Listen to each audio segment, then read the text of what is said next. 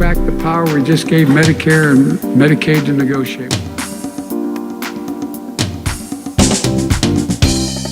Welcome to Politics Done Right. I am your host, Egberto Willies. This is a progressive program that will take the mystery out of politics. This is the program that will encourage you to make sure government becomes we the people. Whether you are liberal, progressive, conservative, or otherwise, you get to air your point of view. We are an independent media outlet that, unlike mainstream media beholden to corporations, we only owe allegiance to you. Remember, you can also send me a tweet at EGBERTOWILLIES. That is at Egberto Willies. Let us engage. It is Politics Done Right.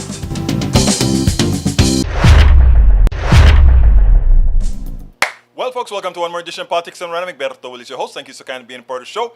We are going to have a great show for you today. You know, today is going to be an interesting day because one of you will be participating, and I don't even know if you're sure that you know you are participating with something grandiose that you did. Anyhow, E2247 is in the house. We also have Bridge MCP in the house. Julie Henderson is in the house, who says hello all. And of course, el hermano mío que está con nosotros ahorita mismo es Norman Reynolds. And guys, I'm coming closer and closer and closer to saying I'm going to do one show a week in Spanish.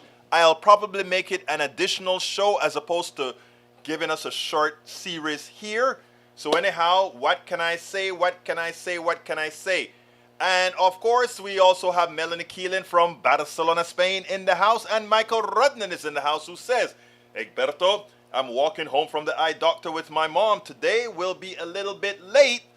And then he gives me a long piece of stuff that says, Egberto, one for the screen. At the end of yesterday's show, one of the conservatives in the chat talked about political violence and who they thought was responsible.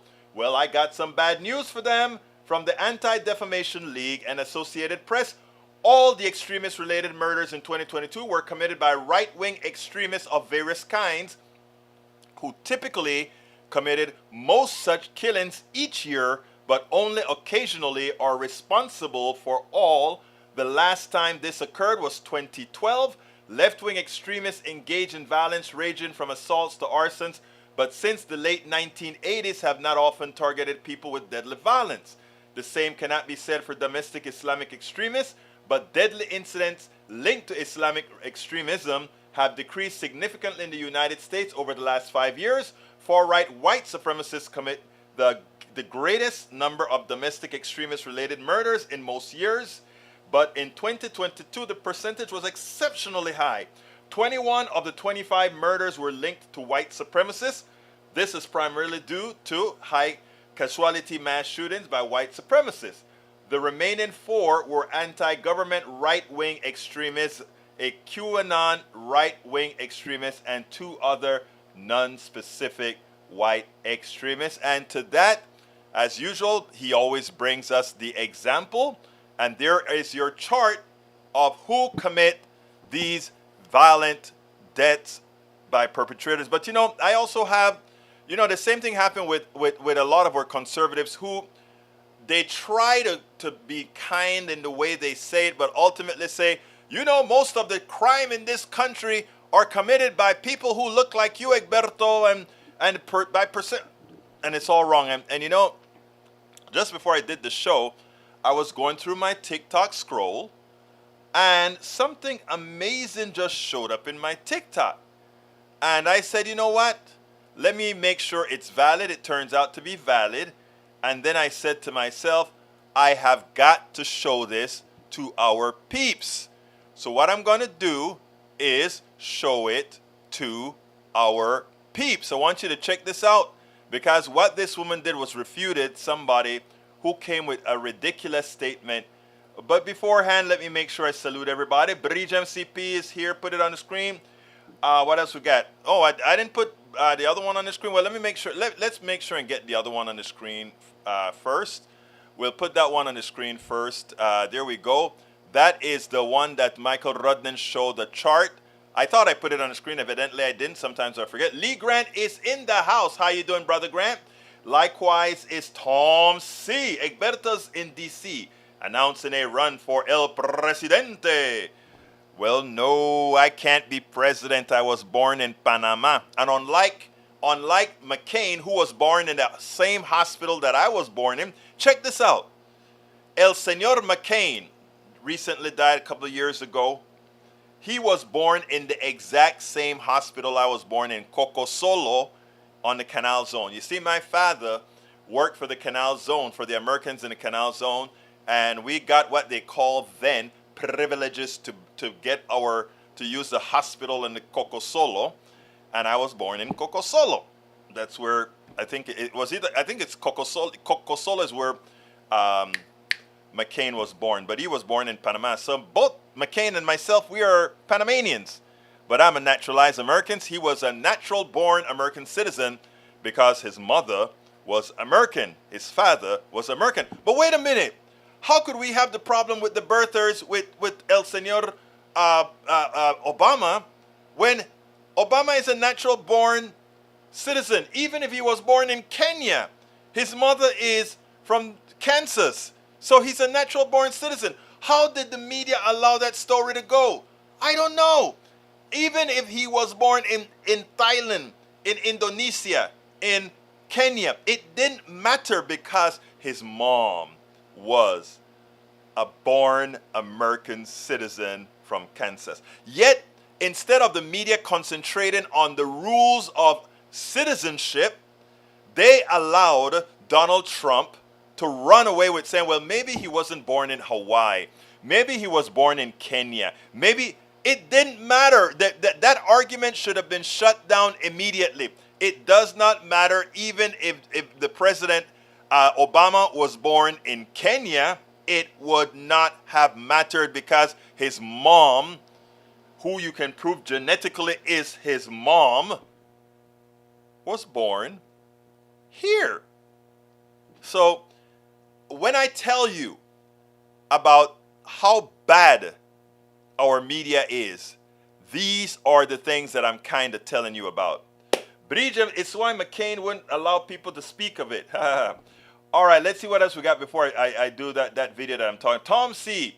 Yeah, Tom, you figured it out. You figured it out. Anyhow, let's go ahead and play that thing on on murder rates, etc. because I found it intriguing. I hope I get the audio working correctly. So bear with me if I have to clean up a bit. But here it goes. So we all know. Okay,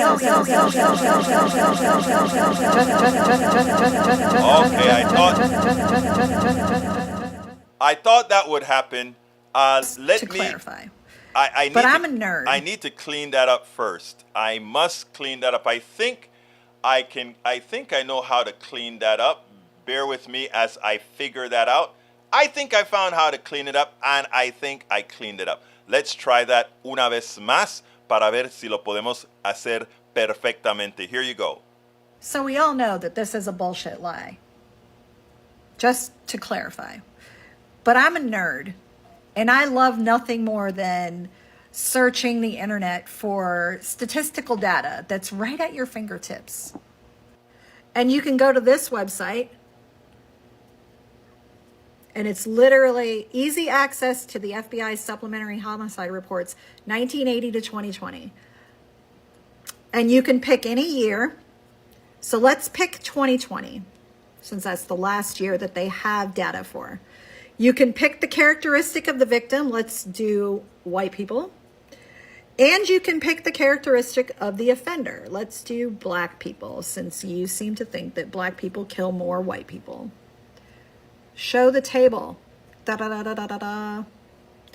So race of the victim, race of the offender, black offender, white victim. 1,353.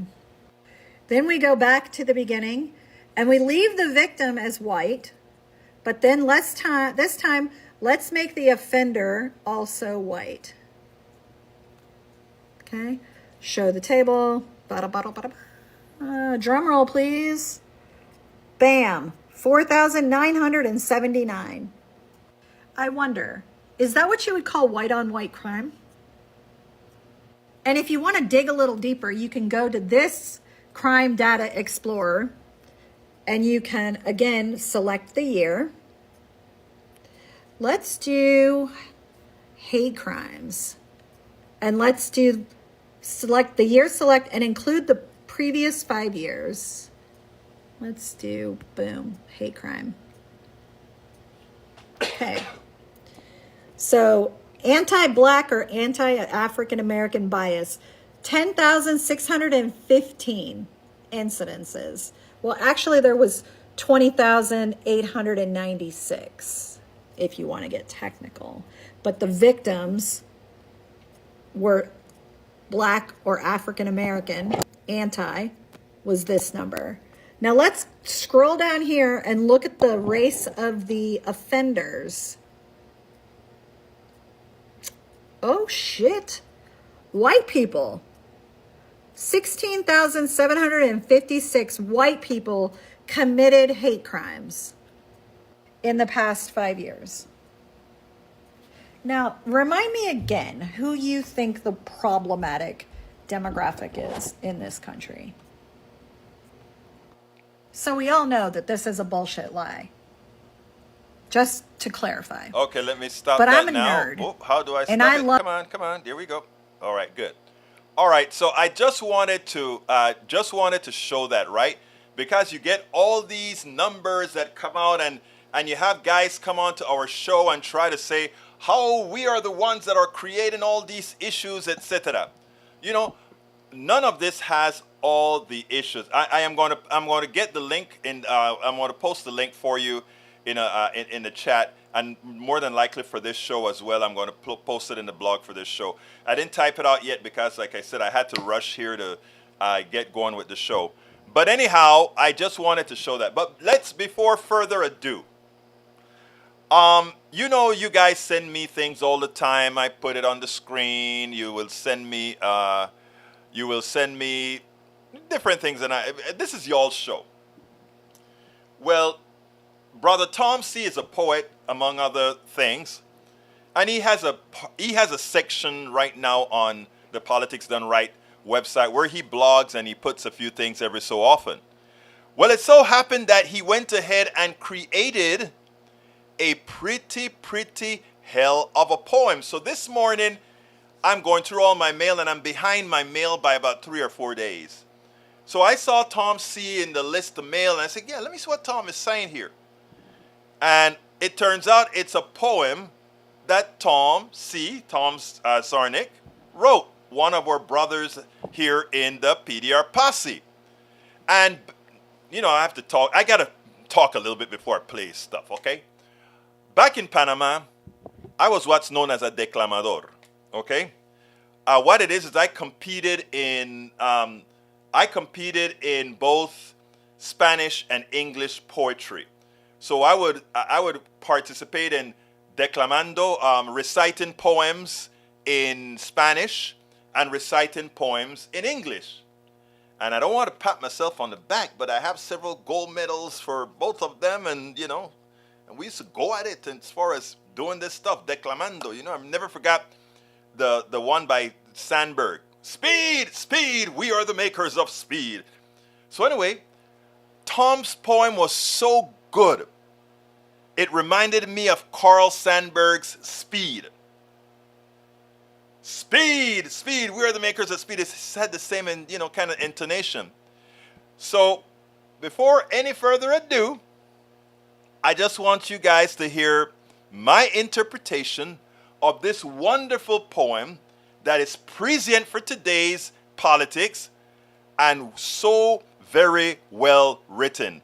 And as I play the poem, I'm going to go ahead and make sure to put the blog that Tom wrote with the poem without further ado. But anyway, check it out ahorita mismo. Lately, it seems like I've been getting some great political poetry from several of our members or PDR Posse members. This one I love. It's by Tom Czarnik, and check it out. It's titled, My Least Favorite Things. The Amazon's burning, lungs of our planet, Glaciers are melting, world's in a panic. Birds disappearing, vanishing wings. These are a few of my least favorite things. Tornado and hurricane, floods and wildfires, war raging in Ukraine, congressional liars, goons with big guns, they think they're so tough. This is just some of my least favorite stuff.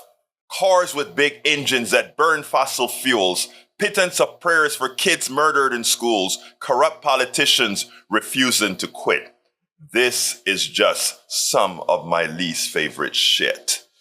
When gun kills, when the marsh fills, and I'm needing a nurse, I think of a few of my least favorite things, and then I feel so much worse. QAnon crazies who follow Fox News, cops acting like thugs they batter and bruise, pharmaceutical companies really drug rings. These are a few of my least favorite things. Chemicals toxic on lawns we keep spraying, gun control needed, instead we are praying. Governors of red states acting like kings. These are a few of my least favorite things. A candidate loses, election denier, high corporate profits, but prices much higher. Racism's spreading just like COVID's cough. These are the things that keep pissing me off. When your book's banned but not Ayn Rand, don't know what's not true, that's when I think of my least favorite things and then start to feel real blue. Conspiracy lovers hate science and vaxes. The rich who makes billions without paying taxes. The horrible news daily media brings. These are a few of my least favorite things. Poor people suffering, scraping by barely. The sick denied health care, treated unfairly. A wretched one moans while the unfortunate sings. These are a few of my least favorite things. Only privileged can dance independence of the right pigment just chosen by chance. The rest watch from the sidelines, the privileged and blessed. These are a few of the things I detest. When your stock falls, when your car stalls, and you're ready to cry, then think of a few of these least favorite things, and it won't be hard to die. These are a few of my least favorite things. These are a few of the stupidest things. Things that I think should go away now, somehow. That was my least favorite things by Tom Czarnik, written January 28th, 2023. Does that not express exactly where we are today? Tell me that wasn't a hell of a poem. And man, it was long. You know, I was like, wow, that is what I am talking about. Yvette Avery Herod is in the house. How are you doing, our beautiful Yvette? Who else did I miss? Norman Reynolds is in the house. Para ver. Lee Grant has also made it in. E2247 is in. Let's see. ¿Quién más olvidé decir dónde están? I think everybody is here. Everybody's here. Anyhow, when I saw that thing, and by the way, folks, here is the link. Like I told you, I found it and I put it in the stream. So you guys should be able to find it. And guess what? I think I forgot to queue all the emails. So as we speak here, I think I better go do that before before some of these folks think we're not on air today. You know, some people don't go through the regular channels. They go directly to Restream and all that good stuff. So I want to make sure that I tell everybody, yes, we are alive. We are alive and we are running just fine, people. We are running just fine. And I think I can go ahead. Bingo! It's going off. It's firing off. All those emails are going to 8,000 people or so. All right. Let's see what else we got here. Egberto Willis, it's why McCain won't allow people to speak of it. Yep, but McCain is no longer with us, of course. Good afternoon, everyone. How are we doing? From Maywood. Maywood is in the house. Breach says different background. Yes, you know what I did, Breach? Usually I have the green screen and for some reason the lighting, the light processing on green screen from Wirecast isn't as good as Zoom. So I would get all these artifacts. Now, as you can see, you can read all the colors without any problems because I'm using an actual background instead of a green screen.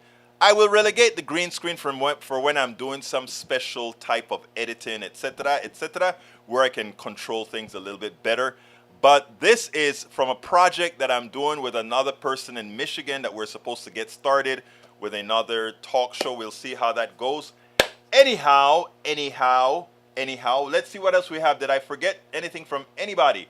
E2247, oh no. Tom C says, hi all. Looks like Egberto has made me PDR Poet Laureate of the Day.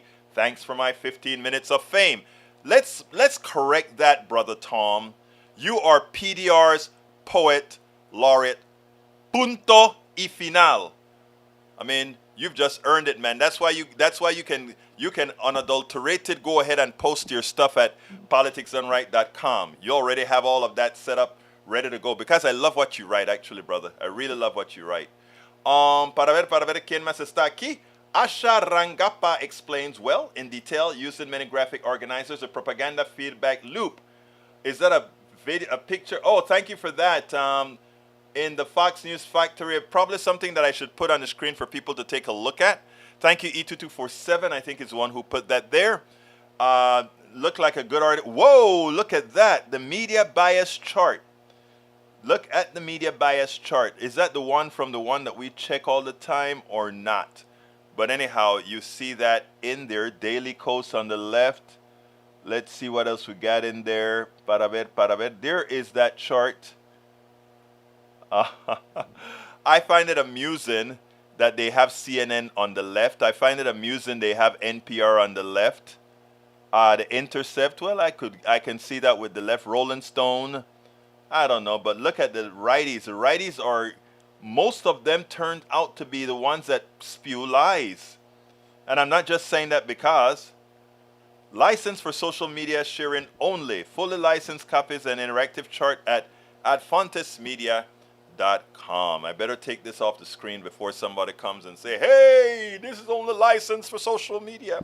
Although this is social media. All right, let's see what else we got here. Before we get into the other videos and the other stuff that we want to talk about today. Para ver. Fire Merrick Garland and Chris Wray for letting this happen. Let's see. Two senior FBI officials who would supervise and lead the Mar-a-Lago search resisted the plan as too combative and proposed instead to seek 45's permission to search the property. Fire Merrick Garland's way for letting this happen recalled from retirement Stephen D'Antonio, then head of FBI Washington field office, which was running in. You know, it turns out that the Republican, it seems that the Republican have sort of a stranglehold on the FBI. Sad to say, but that's what I'm seeing. That is really what I am seeing. All right, what else have we got here? Folks, you're not putting a lot of chatter in the screen thus far. And let's see. Para ver si están las cosas viniendo ahora. Okay, I don't see. Bear with me 1 second as I continue to check our info here. Let's see if that'll do it now. All right, so what else have we got here? Yvette says afternoon posse. What else have we got here? Lee Grant says, I wonder how that study press out QAnon from white supremacy from other right-wingers.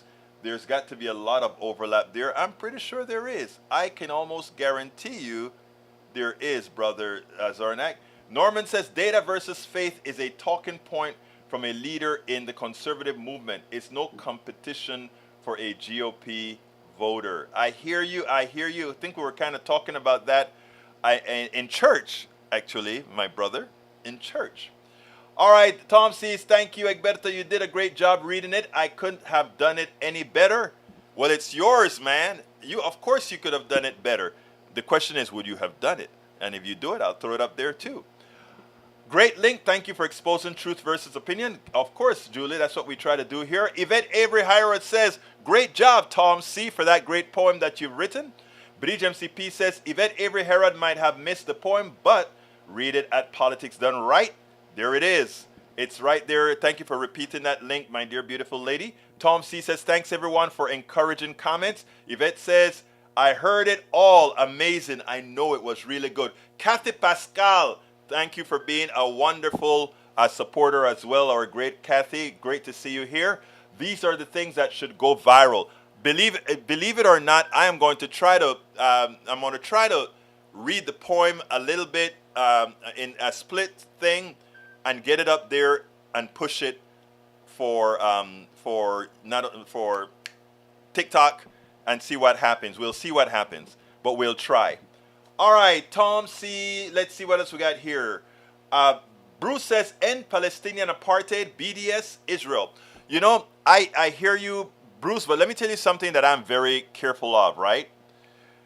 The Israeli lobby is likely the most powerful lobby in America, bar none.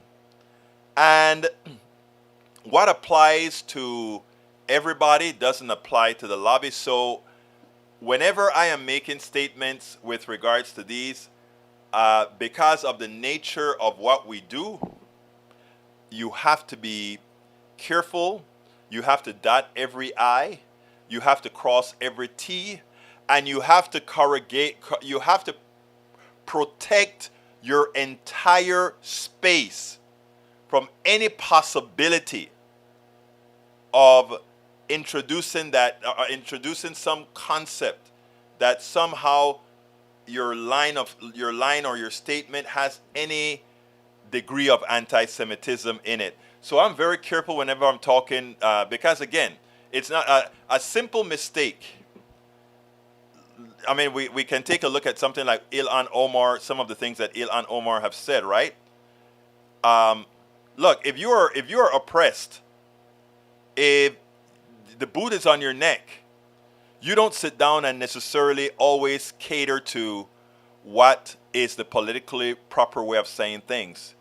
Your pain is revealed. I think you get what I mean. All right. Lee Grant says TYT far left. Okay. TYT is not as far left as I am. Okay. And the funny thing about it is most of you in here, if I go policy by policy, you're going to agree with most of what I say. So what does that really say? Anyhow. Para ver. Breed says, I've seen the chart before. Awesome. Egberto, look at the y-axis too. The y-axis. I did. Actually, I did. Oh, you're talking about degree. I got what you mean. You're right, E2247. Breach says she loves the background. Thank you, Breach. I mean, if you love it, then that means it's right. Lee, what is TYT? TYT stands for, what does TYT stand for? I forgot. The Young Turks. Julie Henderson says, that poem would make a great rap song. All right. I need to learn how to rap, though. I am terrible at rhythm and rapping and that kind of stuff. Ask Ashley and Linda. They'll say, Egberto, what happened to you? And your dad and your grandpa are so good. What happened to you, hermano? Bruce says, shouldn't U.S. citizens be the real lobbyists who the politicians cater to? Yes, but we have to show them that they are already empowered for that, Bruce. And that's the goal of Politics Done Right. That's y'all's goal in supporting Politics Done Right. Okay, that's y'all's goal in supporting Politics Done Right. And other rags like we have here. Because remember, Politics Done Right isn't just this on the screen.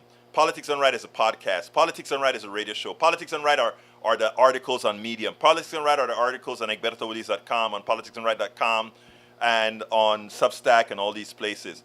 The idea is we have to saturate the knowledge to folks, letting them know that they are already empowered to do what needs to be done. But all of us here play an important part in that. Okay, Michael Rodney says, I'm slow on the draw today. Michael, you earned the right to be slow on the draw on any day, brother. And Maywood says, and yes, they are on the left, not that far left, but the left more than progressive. True. All right. I love what President Biden is doing right now. President Biden is doing something that many Democratic presidential candidates fail to do right in the middle of their term. And he's going at it, fully cocked. And I respect that so much in what he's doing. Now, I'll be very frank with you. His age concerns me. People say, oh, well, look how great he is. He can move. Well, I could say the same about Bernie Sanders. How old is Bernie Sanders anyway? Let me see. Because Bernie Sanders, let's see. I think Bernie Sanders is older. I could be wrong. But I think Bernie Sanders is older. Bernie Sanders is 81. But Bernie Sanders somehow looked like he'll live forever. You know, the way he moves, and even though he got a heart attack, he got back from that heart attack and went back on the campaign trail and all that kind of stuff. You know, then again, we also know that the president also had an aneurysm or something like that way back in the early days. He's doing fine. But I am concerned about the age thing.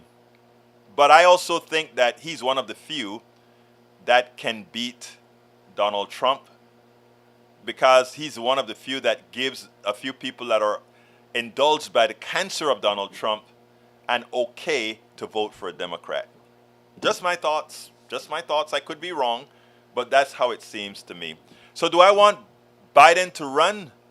I don't want Biden to not run right now. However, if it seems like Donald Trump is going to be too beat up to run, I think it is time for somebody else to run. Now, suppose Bernie decided, I need to get into the game. Man, it's going to be tough on me, because I want somebody young running. I want somebody very progressive running. And I want somebody who can definitely galvanize America to a progressive mantra. Can we do that in 2 years? Can we make America live up to who they say they are? Americans say they're progressives in action. They don't say they're progressives in the word.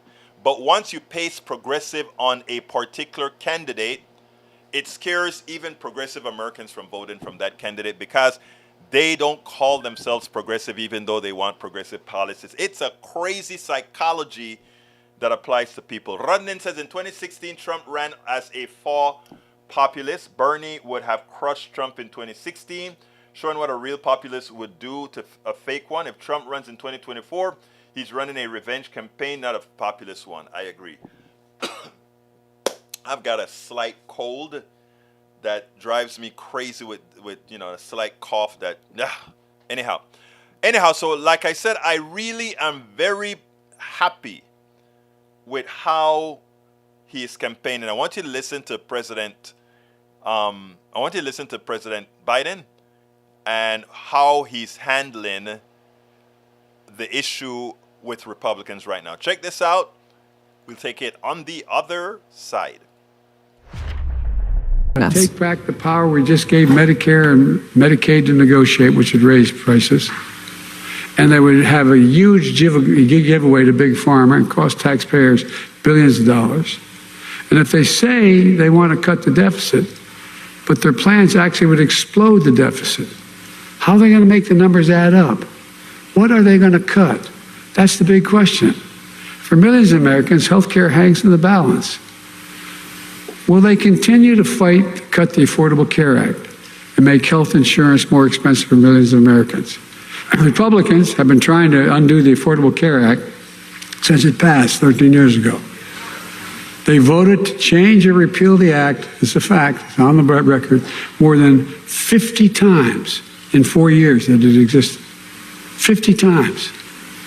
And they made repealing it part of virtually every Republican budget since the law was passed, from the Trump administration budgets to congressional budgets to their budget plans for just this past year. So let's be clear about the consequences. If you get rid of the Affordable Care Act, it would mean that more than 100 million Americans with pre-existing conditions would lose the critical protections they have now. The only reason people with pre-existing conditions who are on a private insurance are able to pay is because they have the Affordable Care Act. But by the way, You cut the Affordable Care Act, millions could lose free preventive care like cancer screenings. Millions could lose basic services like maternity care, which insurers would no longer have to cover. Up to 3 million young adults will lose access to their parents' health insurance, which they're on right now, if the Affordable Care Act goes. They're the facts. Not making any of that, as they used to say, is no longer relevant. But Google it, you'll see. And nearly 40 million Americans would be in danger of losing health coverage completely. That includes millions of low-income Americans who currently get their health insurance through Medicaid, which the Affordable Care Act expanded in 39 states. And it includes millions of middle-class and working-class families who currently are covered by the ACA marketplace. Even if they did manage to keep their health insurance, it would cost them thousands of dollars more per year than it does now. That's just a glimpse of the damage of repealing the Affordable Care Act would do. The MAGA Republicans in Congress do they still want to cut Medicaid? Well, the former Trump budget director, who's now advising them, that is the Republicans in the House, on their fiscal strategy, has a plan to slash over $2 trillion from Medicaid. Well, whether it gets passed, that's the plan, okay? He wants to end Medicaid expansion under the Affordable Care Act. And then additional deep cuts that could lead to nearly 70 million people losing critical services. Most of them are seniors, people with disabilities, and children. Some could lose their health insurance altogether. Millions of seniors and people with disabilities who depend on Medicaid to help pay for their home care, including home health aides, could lose their ability to remain in their homes. And by the way, it saves the government money if they're home and not in a nursing home. We spend a lot of time deconstructing the news, trying to parse it into a form that everybody can understand. We try to find those little nitpicks. Man, sometimes those buttons give me hell. But anyhow, we are back. So yeah, I like what he's doing. All right, let's see. Who sent me the Gaslit Nation thing here? That was Gaslit Nation. I just clicked on it. Oh, E2247. Hey, I'm going to play this on faith. I didn't get a chance to look at it first, but I am going to play it on faith. I hope you don't get me in trouble, E2247. Let's see. With the same bullshit as we were 10 years ago. Only on top of it, we had a coup, a plague, and, the...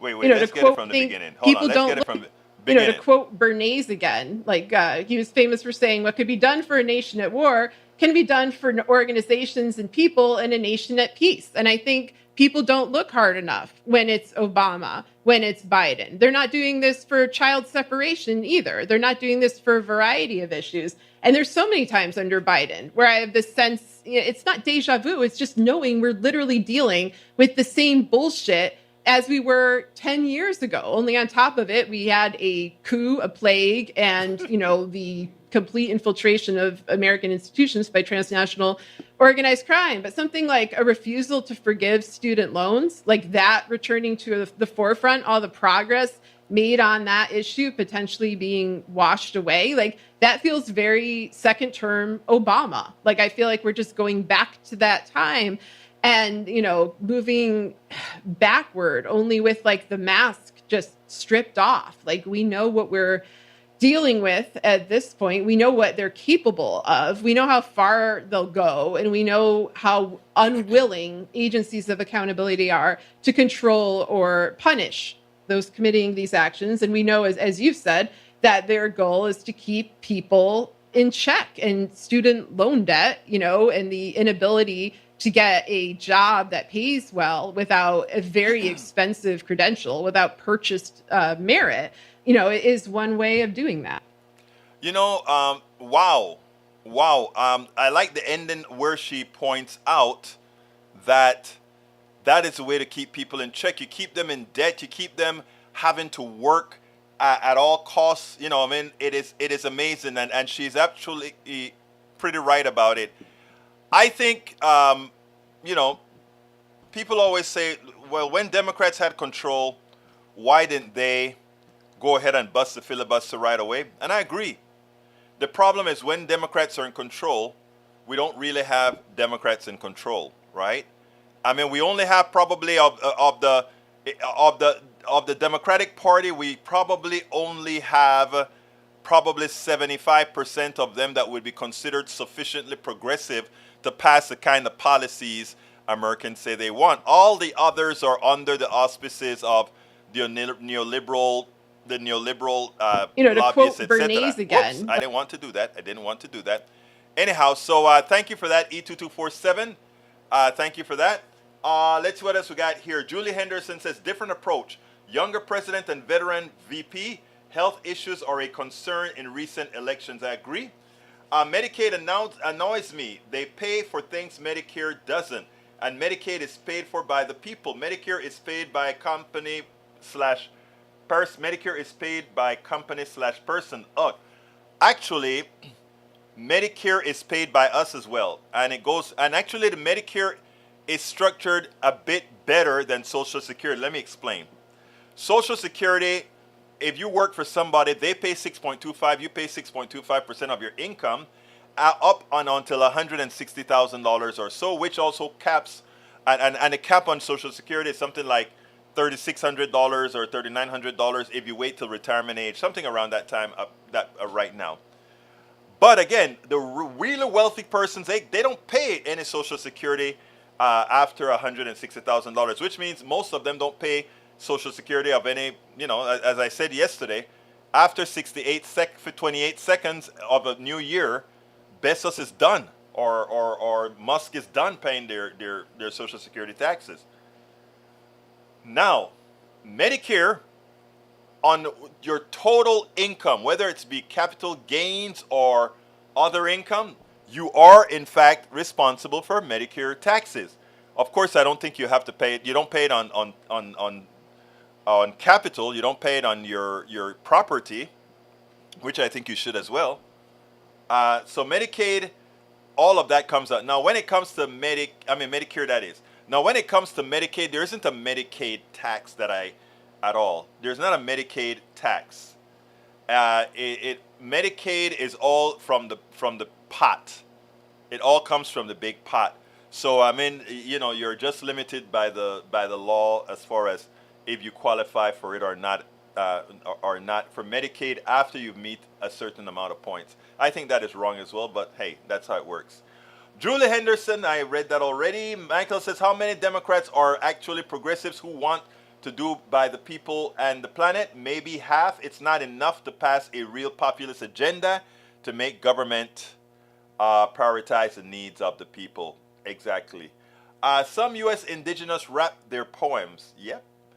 Norman Reynolds says there was a beer party by GOP lawmakers in celebration of repealing the Affordable Care Act. Imagine that. You know what's so scary about all of that? They were willing, when McCain did this, they were willing to repeal the tax without having anything in return, anything that offered folks anything. They didn't have a plan. The irresponsibility of these people and the non-care for humanity is astounding. It always behooves me, but it's astounding. Okay, let's see what else we got here before I do the last video. Para ver si olvidé algo.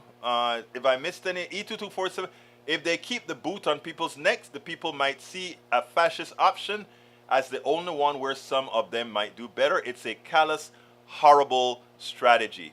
I agree.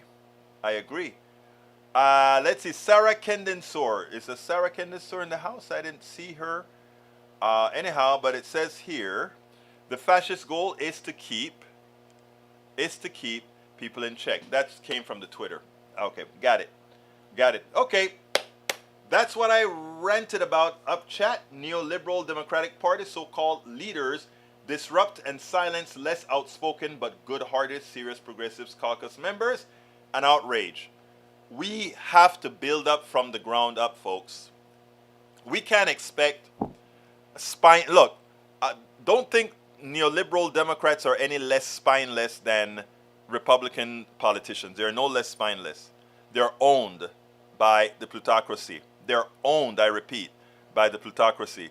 We have to force them to do it by educating folks to know, let them know that they have the power to make that change. Ellos tienen el poder para hacer ese cambio. Y estoy practicando ya que voy a comenzar a hacer el programa en español. I'm practicing because I'm going to do the program in Spanish. Así que cuando hablo así es porque estoy practicando qué voy a hacer, qué voy a hablar para hacer todo esto. Egberto Willis, have you watched the Hunger Games? I haven't, but I know my daughter has. Maybe she can tell me a little bit about it. All right, here is our last video. And it's Morning Joe. You know, right now, the Republicans are having a fields day. They're, you know, the Norfolk Southern has had several derailments already this week. Somehow, they want to put the blame of these derailments on the administration. And, you know, people are not actually seeing the bait and switch. We should not be talking about government failing here, folks. We should be talking about a greedy private sector not investing in its own hardware, in its own capital to keep us safe. That is the discussion, not government. The discussion is a private sector failing. These derailments are not a result of the government. They are the results of a private sector who wants to keep the government away. To somehow change the discussion to make it seem like Buttigieg or Biden or the director of the NTSB or any one of these guys have any responsibility here other than having not created the regulations that prevented this, because these private companies bribe their politicians to overturn break-in policies, chemical policies, and all of these. It's blasphemous that somehow Republicans now are attempting to blame the administration and Buttigieg and others. And you know what? When you see a Morning Joe comes out and says it, a former super conservative dude, kudos to Brother Joe. Check out how Brother Joe handles it here. You know, it really is fascinating, though. You look at the Republicans, they're trying to blame Pete Buttigieg. They're trying to blame Joe Biden. It's like Marjorie Taylor Greene. But they just highlight, trying to blame Joe Biden for fentanyl deaths that tragically happened in 2020 when Donald Trump was still president. So they talk about Pete Buttigieg, and they take everybody's eye off of Norfolk Southern. They talk about Joe Biden, they take everybody's eye off of Norfolk Southern. They actually take everybody's eye off of who was responsible for this. And who was responsible for this? A corporation that gave a lot of money to Republicans who, you know, you look at Donald Trump and you look at the fact that Donald Trump deregulated. And when people look at regulations, why don't we just call it what it is? He ripped out basic safety measures. Standards. And basic safety standards.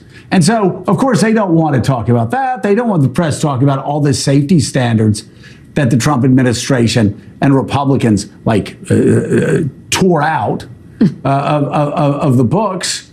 So they'll talk about Pete Buttigieg. Really? Seriously? A transportation secretary? You're blaming him? He's the best person, though, because he can refute them and jump and push back better than anybody. Yeah. So they end up shining a light on their own foibles. Right. You know what? Mika Brzezinski gets it right.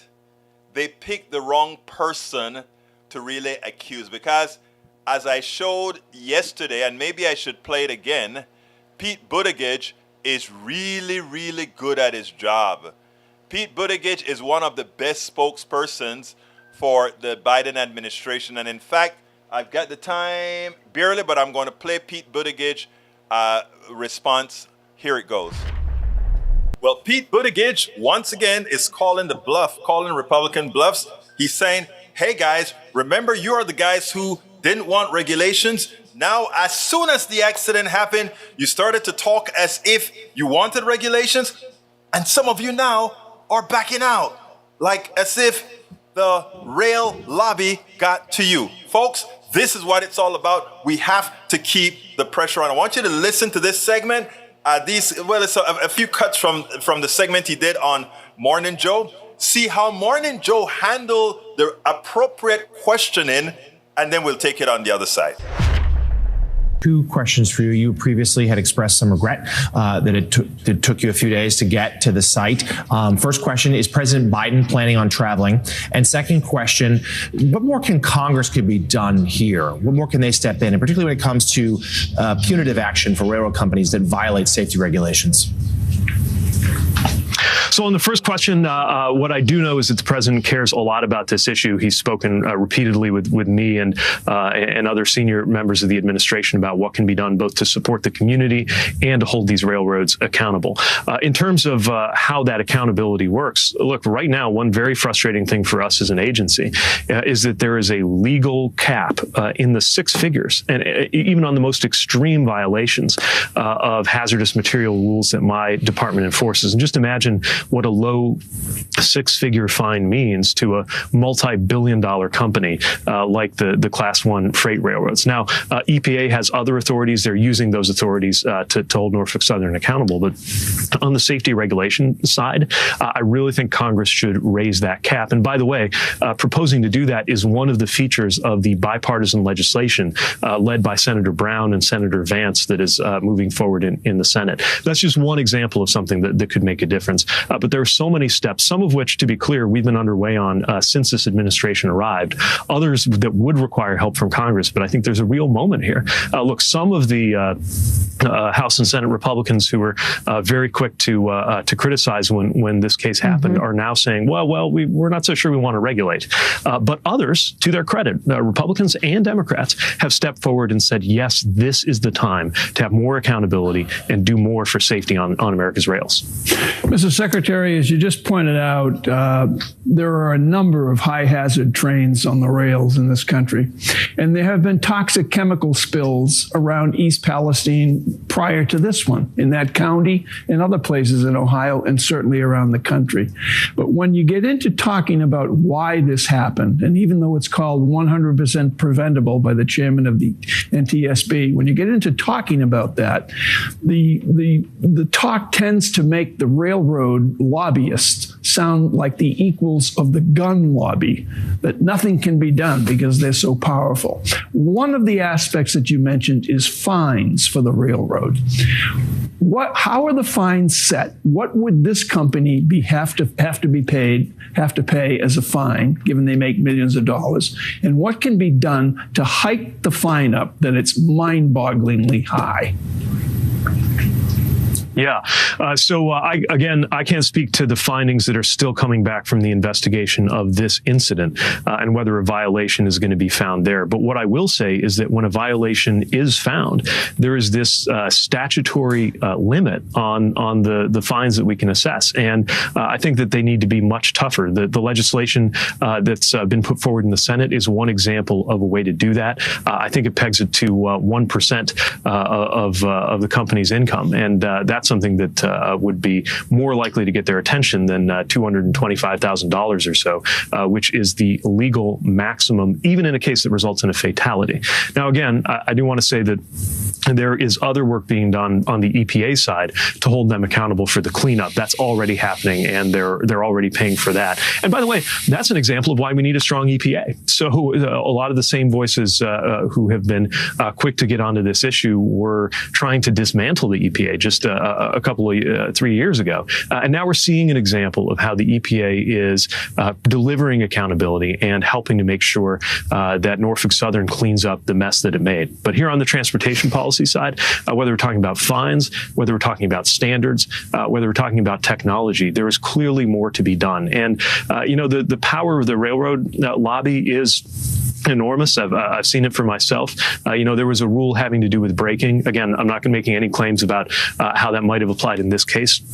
There was a rule about braking that was put in under the Obama administration in 2015.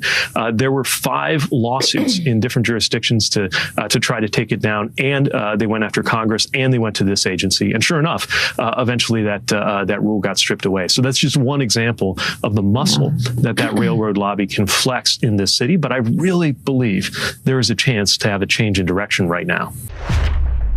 So as you see, folks, Pete Buttigieg hit the nail on the head. One, we had breaking laws in. You guys under the Trump administration got rid of it. We also had, we have fines that are too small. We don't have the ability to raise fines anymore. But most importantly, you guys wanted to get rid of the EPA. We said no, we want to keep a strong EPA. And now in East Palestine, they are happy that ultimately speaking, the folks who are going to be responsible for cleaning up is going to be the company under the auspices or directed by the EPA saying, this is your job to clean up. Let's hope there aren't some phantom laws that come out to protect these guys from cleaning up the utter mess that's likely going to cost them billions to clean up. Hopefully it will bankrupt them and turn them into a company that we as the people can acquire. The rail should belong to us anyway.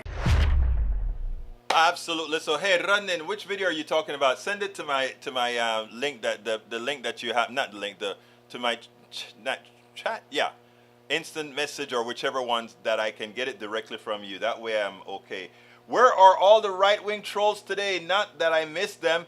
Well, brother Lee Grant is in the house. He's quiet today, but brother Grant is in the house. I don't see Eric Hayes though. Maybe they're ashamed of what Fox News is doing, because, Fox News really showed their color.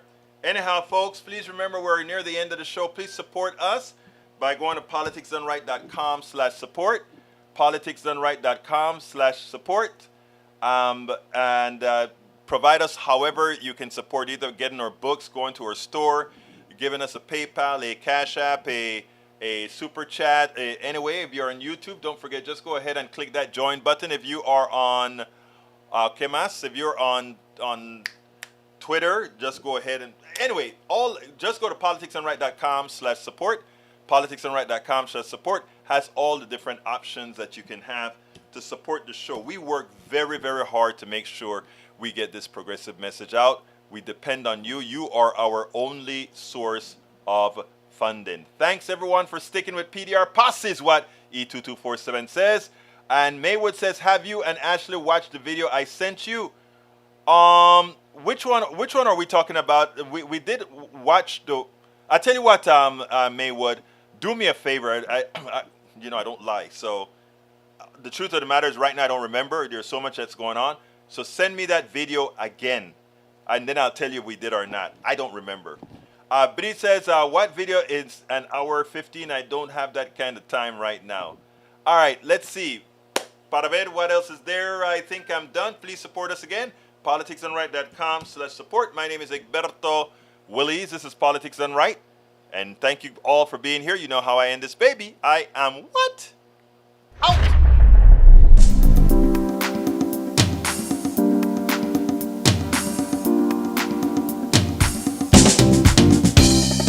Welcome to Politics Done Right. I am your host, Egberto Willies. This is a progressive program that will take the mystery out of politics. This is the program that will encourage you to make sure government becomes we the people. Whether you are liberal, progressive, conservative, or otherwise, you get to air your point of view. We are an independent media outlet that, unlike mainstream media beholden to corporations, we only owe allegiance to you. Remember, you can also send me a tweet at EGBERTOWILLIES. That is at Egberto Willies. Let us engage. It is Politics Done Right.